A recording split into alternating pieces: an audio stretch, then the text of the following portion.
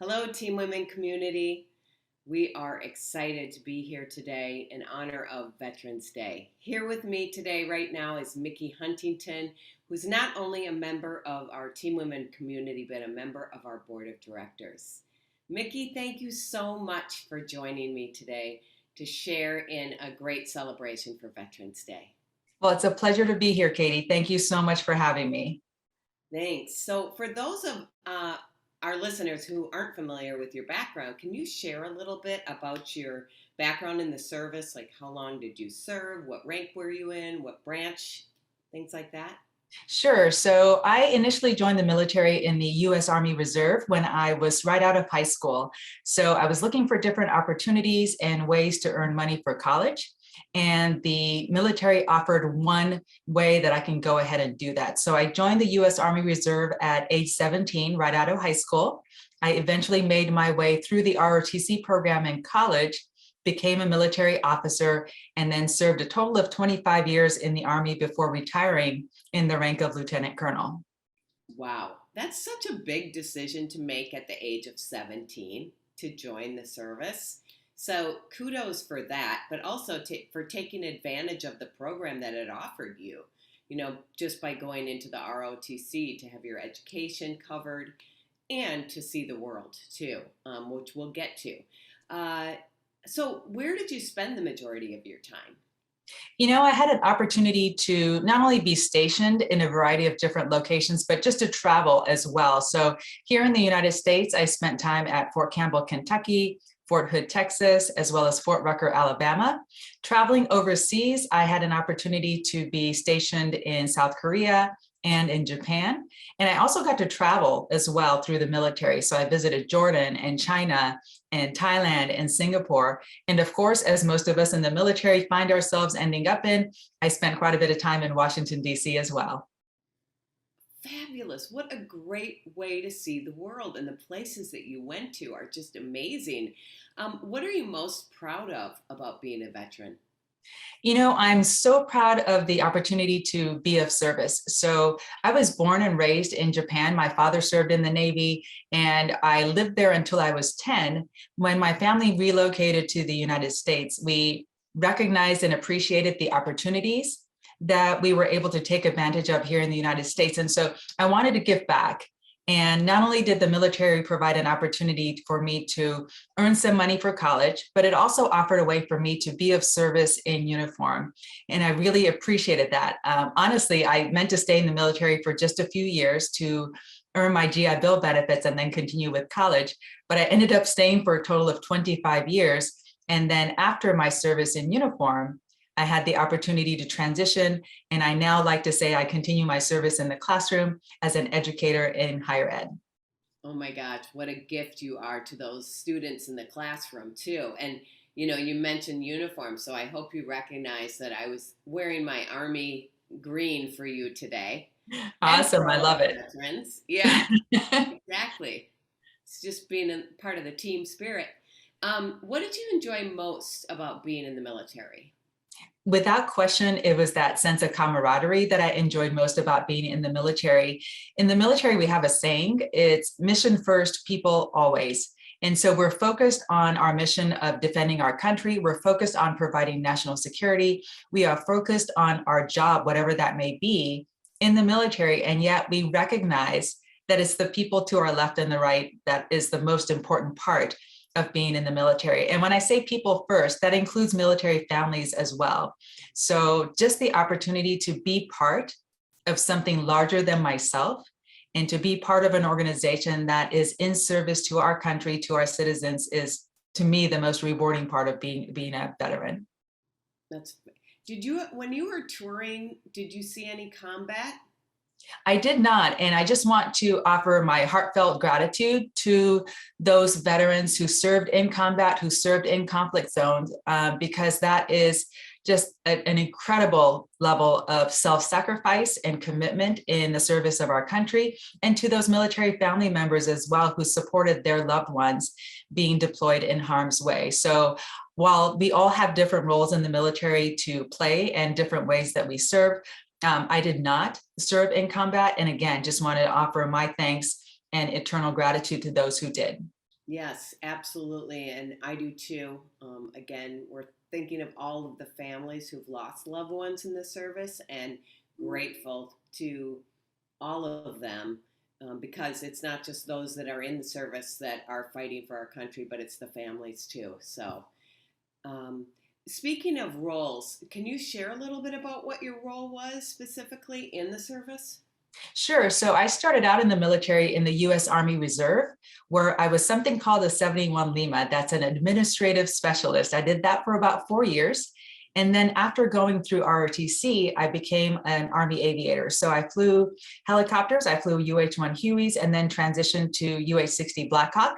I did that for about 10 years. And then I transitioned to a different career field in the Army called Foreign Area Officer, FAO. So serving as a Northeast Asia Foreign Area Officer gave me the opportunity to travel to different places in Asia, as well as spend some time in Washington, D.C. as well.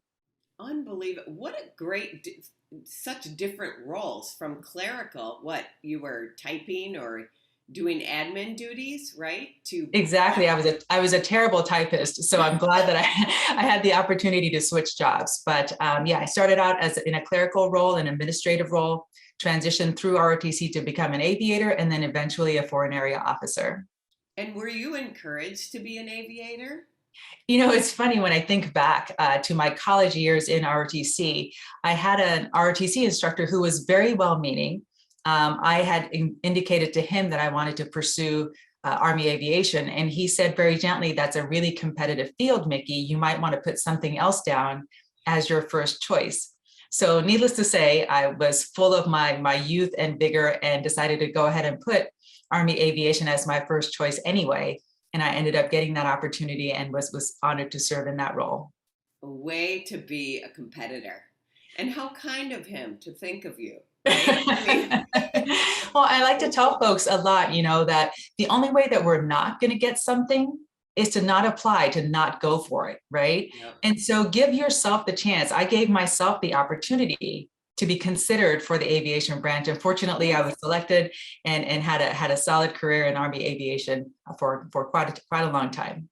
I love that story because you hear in career development so many women, if they see a job description, opt not to go for a job if they're missing 5 out of the 10 qualifications, whereas men typically, if they're missing 8 of the qualifications, still go for it. So I just love that story because it says so much about your character and risk taking, and then you really seize an opportunity. You saw the world by becoming aviator, and then flying Blackhawks. It's just absolutely incredible. I think of that every time I see a helicopter now. I think of you flying around up there.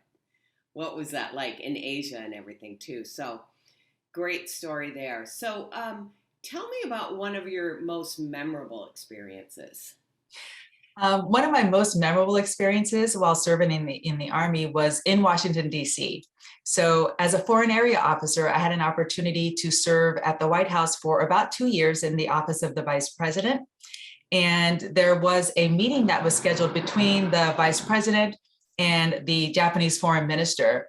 And for some reason, they were unable to find a translator to be at that meeting. And somebody said, "Well, hey, Miki speaks Japanese. Let's bring her into the meeting." Well, I'm not a translator, but I was always happy to serve.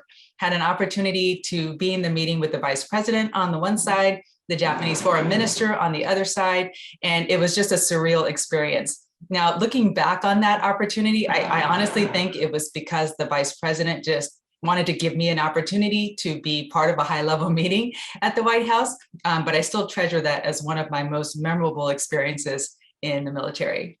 That's absolutely fantastic. I would love to see a picture of that too. Oh I my would be happy to gosh, share. that'd be awesome.